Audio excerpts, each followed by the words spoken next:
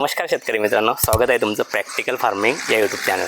तर मित्रांनो, आजचा विषय आपला असा आहे की आपण चारा पीक प्रात्यक्षिक पाहण्यासाठी जमलेलो आहोत आणि कंपनीचे प्रतिनिधी आहेत, त्याच्यानंतर आपले पशुवैद्यकीय अधिकारी आहे, आपण आणि शेतकरी आहेत, सगळ्यांशी चर्चा करू. तर चारा पीक पाहण्याचं कारण असं की त्यांचा प्रात्यक्षिक प्लॉट पाहणी होता आणि त्यांचा मोठो होता चारा जगवा पशुधन वाढवा. त्याबद्दलच आपण माहिती घेणार. सुरुवातीला आपण बघू की एकुलती गावामध्ये आपण जामनेर तालुका आणि एक प्रगतशील शेतकरी आहेत भूषण भाऊ महाजन, त्याच्यासोबत प्रतिनिधी आहेत हरीश खटके सर. हे ते त्यांच्या जे काही व्हरायटी आहेत, जे काही वाण आहेत, त्या वाणाबद्दल माहिती सांगतील. आणि आपले पशुवैद्यकीय अधिकारी सर आहेत तर डॉक्टर संदीप पाटील सर, यांच्याकडूनही आपण पशुधनाचं काय महत्त्व आहे ते घेऊ. आपण सुरुवात कंपनी प्रतिनिधी हरीश खटके सरांकडून घेऊ. सर, या व्हरायटीचं आता आपण प्रात्यक्षिक पाहिलं आहे, शेतकऱ्यांनाही आवडलं, चांगला कार्यक्रम झाला. याचं वैशिष्ट्य काय आहे, तुम्ही सुरुवातीपासून आपल्या शेतकरी वर्गांना सांगू शकता? नमस्कार सगळ्या शेतकरी मित्रांना, माझा नमस्कार. कंपनीच्या वतीने मी सगळ्यांचं स्वागत. हे जे आपलं अडवंटा कंपनीचं जम्बो सुपर हा हिरवा चारा आहे, हा खूपच उत्कृष्ट आहे आणि गुराढोरांसाठी खूप त्यांचं दूध वाढतं, वाढायचं प्रमाण आहे, परत फॅट आहे आणि जे निरोगीपणा आहे हे गुराढोरांमध्ये निरोगीपणाही वाढतो. कारण हा चारा खाऊ घातल्यानंतर जवळपास गुरांना हा 65% पचतो. म्हणजे जर 1 किलोचा चारा खावायला त्यातला 600 ते 650 ग्राम हे त्यांना पचणार आहे आणि म्हणजे वेस्टसुद्धा जात नाही. आणि हे जम्बो सुपरचं वैशिष्ट्य म्हणजे हे 3 वेळेस कटिंग होतं. याची 3 वेळेस कटिंग होते. पहिली कटिंग 55 दिवसानंतर आहे, दुसरी 40 दिवसानंतर आहे, तिसरी परत 40 दिवसानं कटिंग आहे. आज तुम्ही बघू शकता, आज याला तुरा पडलेला आहे, कधीच वरती दाणे सुद्धा तयार झाले तरी हिरवा तुम्हाला खाली पूर्ण हिरवाच आहे आणि पूर्ण स्टेम सुद्धा अजून वाढलेलं नाही आहे. म्हणजे सगळ्यात मोठं वैशिष्ट्य हे शेवटपर्यंत हिरवं असणारा चारा आहे. आणि लागवड कशी करावी, त्याच्यानंतर बियाणं किती लागतं, याचं जे एकरी प्रमाण आहे हे 14 किलो आहे. एकरी 14 किलो बियाण्याची लागवड करायची आणि लागवड करताना सरीतलं अंतर 1 फूट पाहिजे आणि जे लागवड करतो बी आपण ते 4 इंच ते 6 इंचापर्यंत पाहिजे, जेणेकरून आपले हे चारा आहे जितकं जास्त झाडाचे प्रमाण तेवढं चारा उत्पादन जास्त. आणि एकरी जवळपास 14 किलो लागवड केल्यानंतर आपल्याला एका एकरमध्ये हे जवळपास 22 ते 25 टन चारा भेटणार आहे आपल्याला याच्यातून, 25 टनापर्यंत. म्हणजे विषय म्हणजे आपले सकस आणि पौष्टिक चारा. आणि विषय म्हणजे जवळपास ढोबळमानात जर आपण म्हटलं तर आपल्याला कमीत कमी 12 ते 13 ट्रॅक्टर फुल भरून चारा भेटणार आहे. याचं फक्त असं काटून टाकू शकतो आपण का, याचा आपण मूर घासामध्ये उपघासा वगैरे वगैरे? हो, याचा मूर घास पण करू शकतो आपण. त्याच्यानंतर आता हे एकदा लावली, आता तुम्ही सांगितलं की 3 वेळेस याची हार्वेस्टिंग होती किंवा कटाई होती, ते कसं राहील ते शेतकऱ्यांना? तर याची पहिली वेळेस जे कटिंग आहे आपली हे 55 दिवसानं करायची आपल्याला. पहिली कटिंग 55 दिवसानंतर आणि दुसरी कटिंग आहे ते 40 दिवसानंतर करायची आहे आणि तिसरी परत 40 दिवसांनी करायची.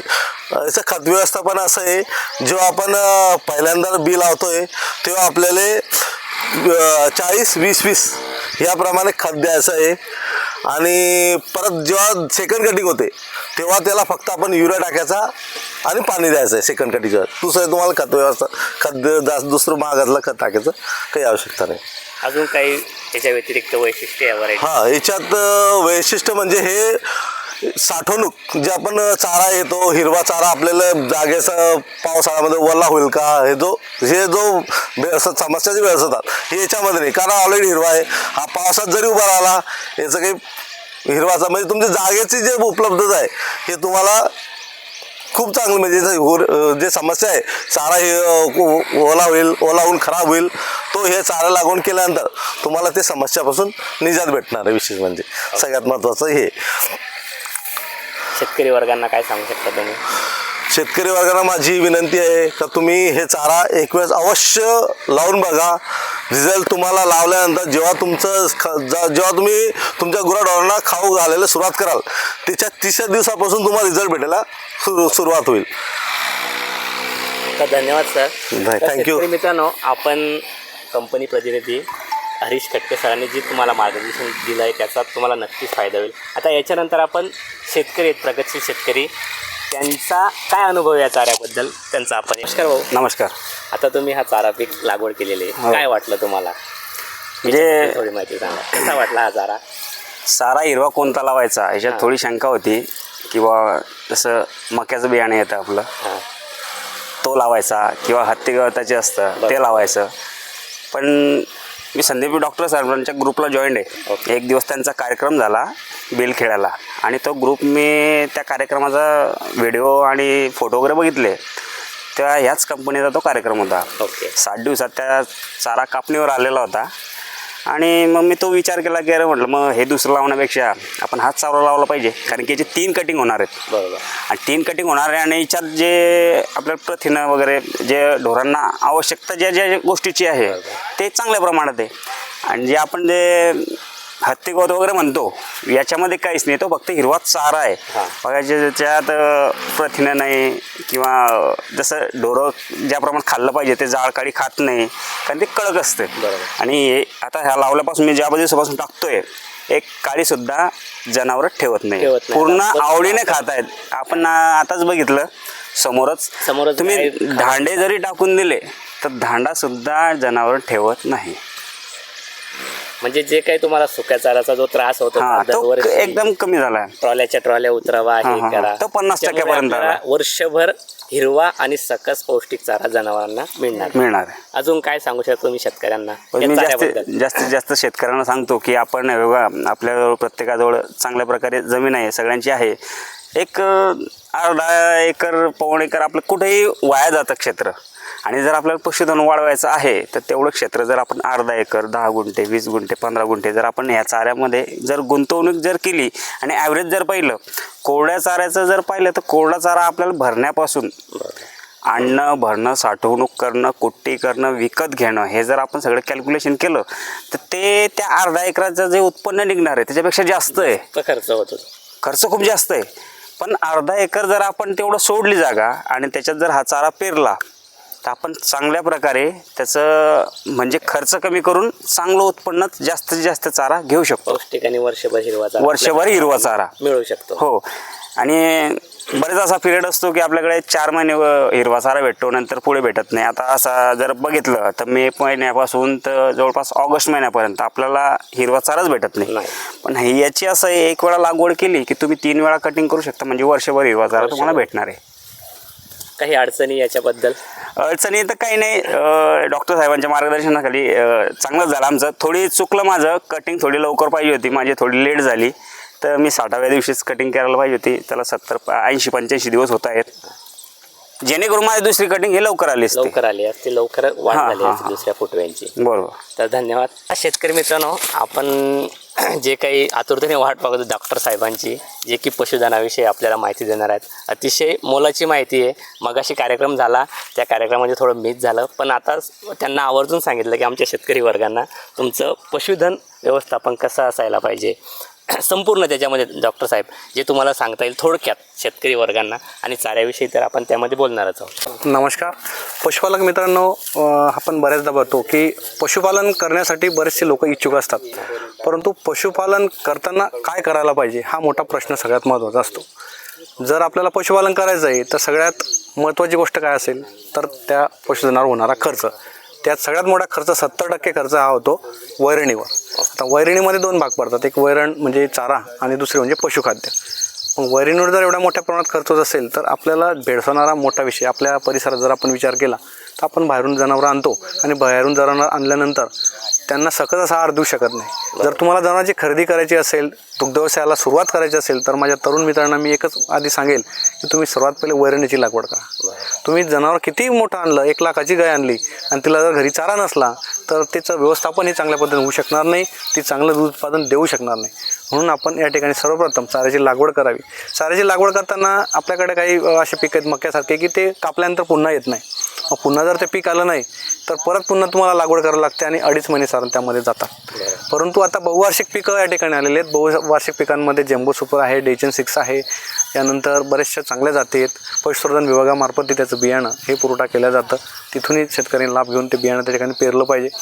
या ठिकाणी ही जात जर आपण लावली तर याची साधारण पहिली कटिंग हे 35 ते 40 दिवसाच्या पुढे होते. म्हणजे एवढ्या फास्ट येणारे चारे ऑलरेडी नाही आहेत. पूर्वी कसं होतं की तुम्ही मका लावायचे आणि मग तो 2-2.5 महिन्यानं कापल्यानंतर पुन्हा त्याची कटिंग व्हायची नाही. त्यामुळे अशा पिकांची चारा पिकांची तुम्ही लागवड करा आणि मगच पशुधन आणा.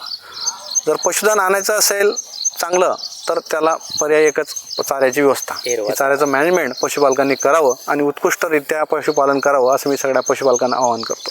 आणि याच्यापासून काय फायदा होऊ शकतो? या ठिकाणी आपण आपल्याकडे जेव्हा जनावरं येतात तर जे दूध उत्पादन करणारे जनावर असतात त्यांना प्रथिनांची गरज असते. आपल्याकडे जो चारा असतो या चाऱ्यामध्ये प्रथिनांचं प्रमाण कमी असतं. या चाऱ्यामध्ये जवळपास 12 ते 13% प्रथिनं असतं. तर प्रथिनाची जी गरज असते, जी निकड असते, ही निकड ह्या चाऱ्यामधनं ती पूर्ण होते. साधारण जर हिरवा चारा द्यायचा म्हटला तर तो एक 25 किलो साधारण द्यायला पाहिजे. कोरडा चारा 5 ते 7 किलो कोरडा चारा द्यायला पाहिजे. आणि दुसरी गोष्ट एक पशुखाद्य एक 4 ते 5 किलो ते द्यायला पाहिजे. अशा पद्धतीने मॅनेजमेंट होते. आपल्याकडे बऱ्याचदा उन्हाळ्यामध्ये हिरव्या चाऱ्याची व्यवस्था नसते. त्यामुळे जर आपण असे पिकं लावले तर कमी क्षेत्रामध्ये साधारण 10 गायी असल्या आणि तुम्ही अर्धा एकर 1 एकर जरी क्षेत्र लावलं तरी तुमची चाऱ्याची निकडे भागू शकते. सर, आजकाल जर पाहिला दुग्ध व्यवसाय भरपूर शेतकरी जोडधंदा म्हणून करत असतात आणि त्यांचा एकच प्रश्न असतो, तो म्हणजे दूध वाढीसाठी. मग शेतकरी काय करतात की हा चारा खाऊ घालू दे, कोरडा खाऊ दे, सुका खाऊ घालू दे, दूध उत्पादन वाढत नाही.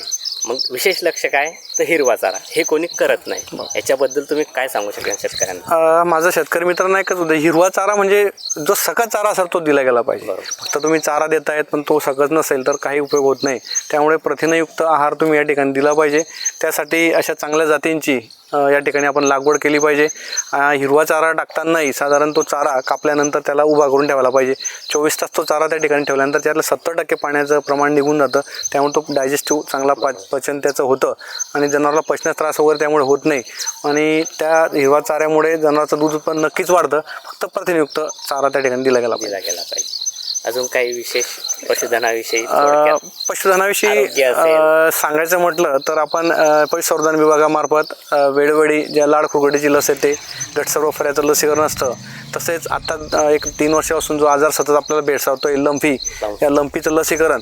सगळ्यात महत्त्वाचं आहे की आपण आलेल्या पशुधनाला हे असे सांसर्गिक आजार जे हे व्हायला नको आणि ते न होण्यासाठी आपण आमच्या शासकीय पशुवैद्यकीय दवाखान्याच्या वतीने नियमित आमचं वर्षभर पशु लसीकरण चालू असतं वेळोवेळी.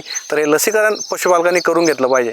बरेचसे शेतकरी काय करतात की त्यांच्याकडे चांगली दूध देणारी गाय असते 10 ते 15 लिटरवाली, तर व्हॅक्सिन दिल्यानंतर दूध कमी होतं, जनावराला गाठ येते, असे कारणं सांगून लसीकरण करत नाही. आणि ज्यावेळेस एखादी संसर्गजन्य आजार गावात येतो त्यावेळेस आपल्या पशुधनाचं नुकसान होतं आणि ते खूप मोठ्या प्रमाणात होतं. त्यामुळे माझे पशुपालकांना आव्हान आहे की त्यांनी वेळोवेळी जे हे लसीकरण आपल्या गावात येईल ते लसीकरण आपण केलं पाहिजे. लाडखोडीचं लसीकरण असो, गटसर्फऱ्याचं का लंपीचं असो. गाठ एखाद्या वेळेस आली तर ती चोडून घ्या. एखादी लसचा ताप आलाच पाहिजे. ताप आल्यानंतर आपल्याला जाणवतं की त्याची इम्युनिटी जनावराची वाढते. प्रतिकारशक्ती वाढल्यानंतर नक्कीच सांसर्गिकजन्य रोगाला प्रतिबंध होईल. आता आपण मध्यंतरी जेवढे लसीकरण करतो या लसीकरण केल्यामुळे आजारांचं नियंत्रण या ठिकाणी झालेलं आहे. त्यामुळे सर्व पशुपालकांना माझे आव्हान आहे की आपण सर्वांनी या ठिकाणी पशूंना दरवर्षी वेळोवेळी आलेल्या सांसर्गिकजन्य आजाराचं लसीकरण गावात आलं असेल तर सगळं त्यांनी करून घेतलं पाहिजे. एखादी जनावर लसीकरण झालं नसेल तर आपल्या जवळच्याच पशुवैद्यकीय दवाखान्याशी संपर्क करून त्या ठिकाणी आपण आपलं पशुधन लसीकरण करून घ्यावं. सर, याच्यानंतर एक प्रश्न अजून शेतकऱ्यांना पडतो. आता सध्या उन्हाळ्याचा पिरियड चालू आहे. एप्रिल मेच्या दरम्यान टेम्परेचर वाढत असतं आणि शेतकऱ्यांचा प्रश्न असतो की या काळामध्ये जे काही दुभते जनावरं असतात ते कोणी जनावर 5 लिटर देत असेल तर डायरेक्टली ते या उन्हाळ्यामध्ये 1 लिटरने कमी होतात, 5 वर येतात, 4 वर येतात. याच्या मागचं कारण काय आणि उन्हाळ्यात कशी काळजी घ्यावी? बरोबर, तुमचं म्हणणं साहजिकच आहे की आपल्या परिसरामध्ये साधारण 42च्या वरती टेम्परेचर असतं. साधारण सर्वसामान्यपणे तापमानाचा विचार केला तर 38 सेल्सिअसच्या वरती गेल्यानंतर जनावरांना त्रास होतो. आजही आपल्याकडे बरेचसे गोटे आहे की ज्यांची हाईट 7-8 फूट आहे. मग त्यामुळे काय होतं की जनावराचा तो पत्रा असतो वरचा, तो पत्रा तापतो. मुक्त गोठे आपल्याकडे नाहीत, तर ते पत्रा तापल्यामुळे त्या ठिकाणी शरीराचं तापमान वाढतं. बऱ्याचशा गोट्यांना व्हेंटिलेशन पण नाही. सगळ्यात महत्त्वाचे की त्या ठिकाणी पूर्व पश्चिम गोठा जर असेल तर हवा पूर्व पश्चिम खेळती राहते, उष्ण हवा बाहेर निघून जाते. त्याकडे गाठा येतं. झाडाखाली जर एखादी जनावर बांधलेलं असेल तर त्याला नक्कीच त्या उन्हाळ्यात त्रास होणार नाही. मग आपण स्वतः दुपारच्या वेळेस ज्यावेळेस आपण गोठ्यात जातो त्यावेळेस आपण बघायला पाहिजे की आपल्या जनावराचं त्या गोठ्याचं टेम्परेचर वाढलेलं आहे का. जर टेम्परेचर वाढलेलं असेल तर त्या ठिकाणी आपण जनावराला सावलीमध्ये बांधलं पाहिजे. तुम्हाला दुसरी व्यवस्था नसेल त्या ठिकाणी फोगर आता येतं, फोगर त्या ठिकाणी लावले पाहिजे. ऑटो सिस्टीम पण या ठिकाणी डेव्हलप झालेलं आहे आता. त्या ठिकाणी पाण्याचे फवारे ऑटोमॅटिक चालू होतात. 1.5-2 मिनटं ते फोगर पाण्याचे पडतात आणि शरीराचं तापमान जर कंट्रोल राहिलं तर जनावराला उष्ण त्रास कमी होतो आणि दूध उत्पादन कमी होत नाही. ज्या दिवशी तुम्हाला वाटेल की जनावर जीभ बाहेर काढतंय, लाळ फेकतंय, तर समजायचं की आपल्या जनावराची उष्णता वाढलेली आहे, त्याला उन्हाचा त्रास होतोय. मग ते आपण नियोजन त्या ठिकाणी केलं पाहिजे. अशा पद्धतीनं नियोजन केलं पाहिजे. अजून याच्या व्यतिरिक्त काय विशेष सांगू शकता थोडक्यात?